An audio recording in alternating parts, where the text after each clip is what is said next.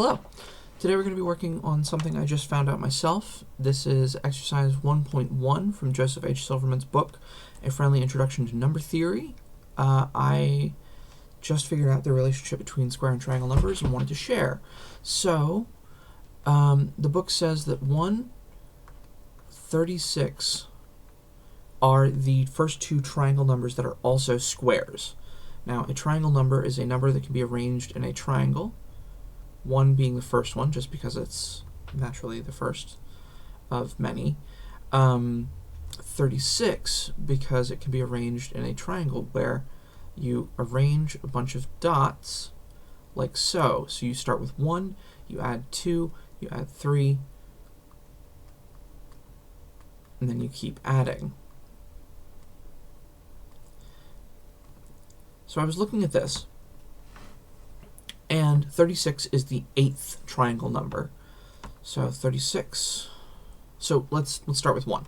1 is the first square number and the first triangle number. 36 is the 6th square number and the 8th triangle number.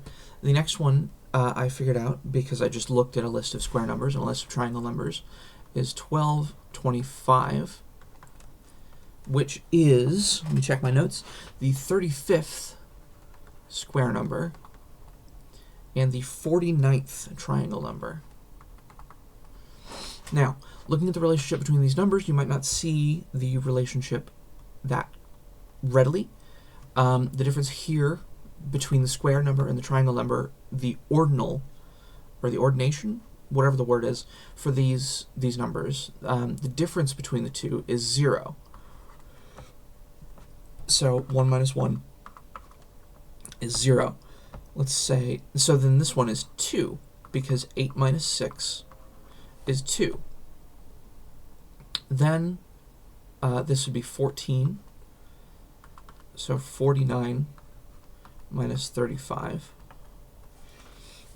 Now, looking at these, again, looking at these as they are, the pattern might not be apparent to you. It sure wasn't to me.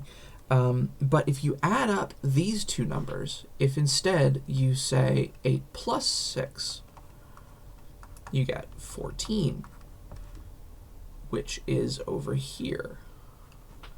If you instead say 8 plus, or 1 plus 1, you get 2, which is over here. If you say 49 plus 35, 49 plus 35, you get, what is that? 84, which becomes the difference of the next two ordinals for the square and triangle number. So we can assume y being the triangle number and x being the square number, that y is the larger of the two. So y is then 84 minus x. Oh, sorry, x being the triangle number and y being the square number, the number that is squared to make the square triangle number, then we can see that y plus 84 equals x. Yes. Y equals x minus 84. Now, so that'd be the difference between the two numbers. So, looking at that, it's not really useful in and of itself. But if we look at this and say, well, there's sort of a pattern here as well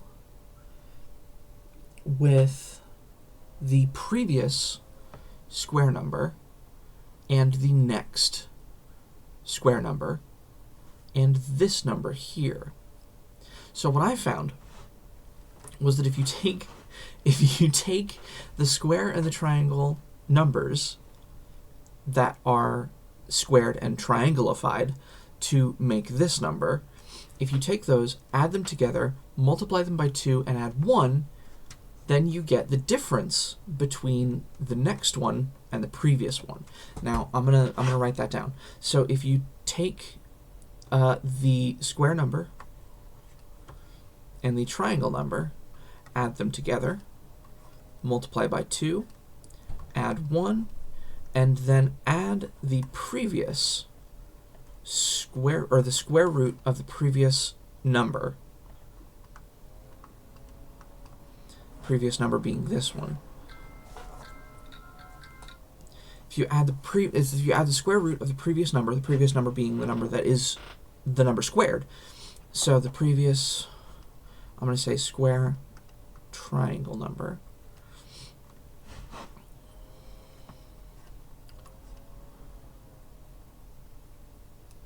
Let's write that a little better. Square triangle number. So, if you add the previous square triangle number, square rooted, plus 1, plus 2 times the ordinals of the squareth number and the triangleth number, you get the next number that you have to square.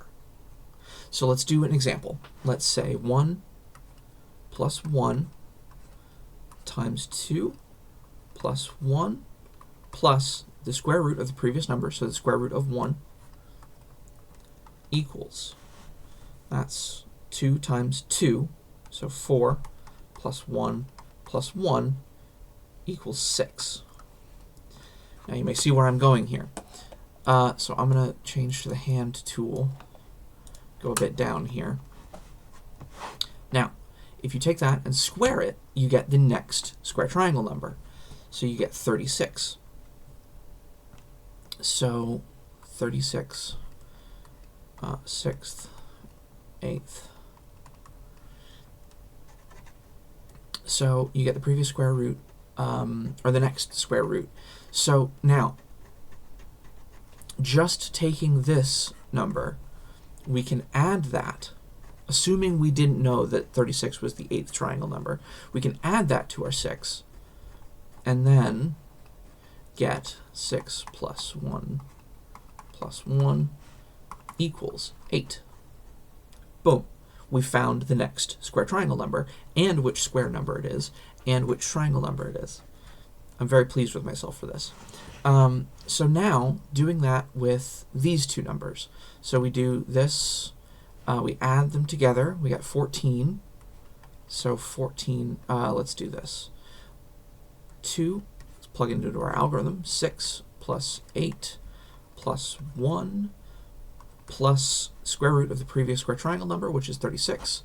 So square root 36 equals 2 times 14 plus 1 plus 6 equals 28 plus 1 plus 6 equals 35. If you'll notice, boom, 35.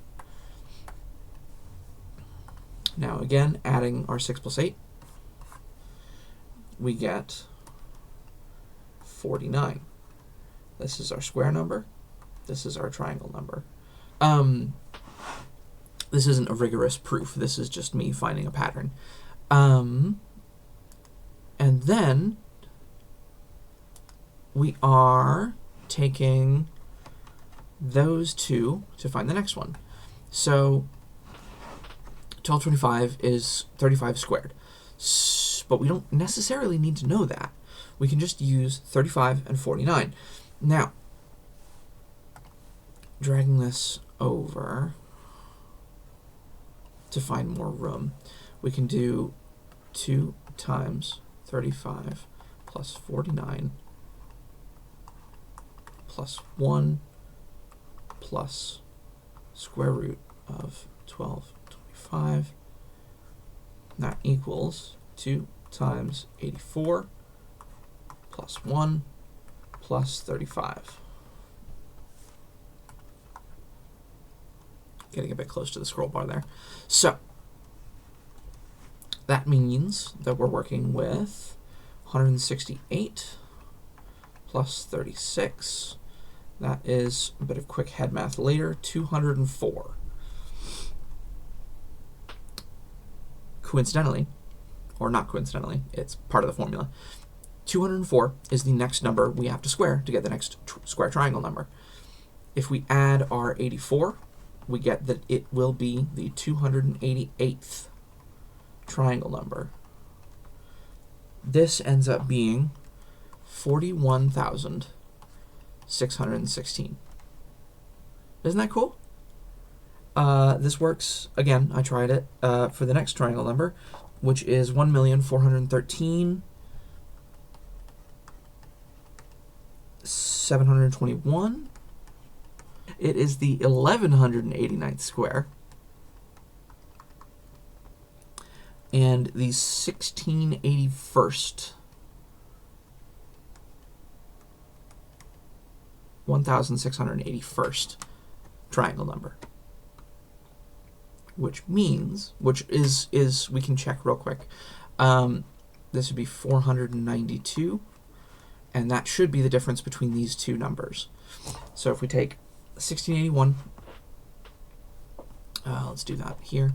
1681 minus 1189.